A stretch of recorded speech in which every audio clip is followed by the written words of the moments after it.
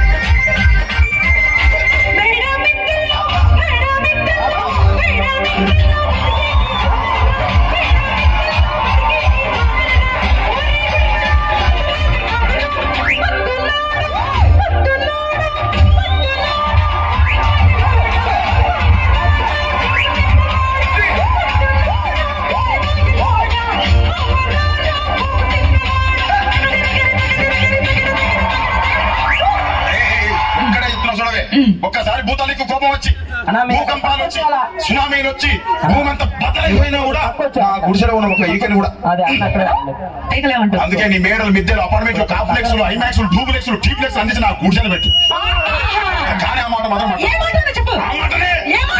మాట మాటకు మాటికి